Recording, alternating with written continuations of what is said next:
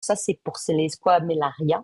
Ça, c'est vraiment des fourmis très particulières parce qu'elles, clairement, elles font de la plantation. Là, on est vraiment de la plantation active. C'est pas juste je ramène la graine dans mon nid, je la Oui, jette dans mon truc à oui, ordures, là, elle pousse. Bon, oui, ben, je vais pas me contrôler ça. Là, non, non. Là, on fait de la plantation, on choisit l'endroit parce qu'elles vivent dans la plante. oui, Et donc, en fait, elles plantent leur maison, quoi. C'est vraiment comme ces haricots magiques à l'époque, là, oui, pof, oui, où ça faisait une maison. On est vraiment dans ce système-là, et ça, c'est vraiment génial. Ces fourmis sont peu étudiées.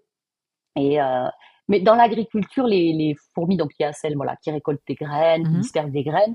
Et voilà, on arrive après à l'agriculture de masse avec la fourmi champignoniste. Mais là, on est vraiment sur un niveau de perfection. qui Enfin, moi, font c'est ma leur fourmi préférée, champignonnière en quoi. fait. Oui, Ah ouais, c'est ma fourmi préférée, moi. C'est vraiment le.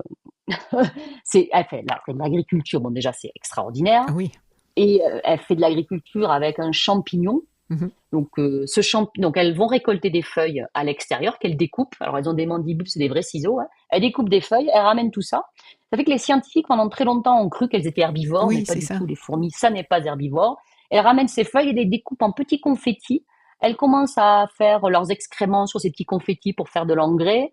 Elles mettent leurs champignons dessus. Elles vont peigner le champignon, mais vraiment peigner littéralement les ifs du champignon, les filaments du champignon pour enlever tous les spores pathogènes. Oui, oui, Elles vont sécréter même des antiseptiques avec leur salive. Et là, c'est comble du tout. Elles vivent en symbiose avec des bactéries, quand même plusieurs dizaines d'espèces, qui vont produire des antifongiques et des antibiotiques.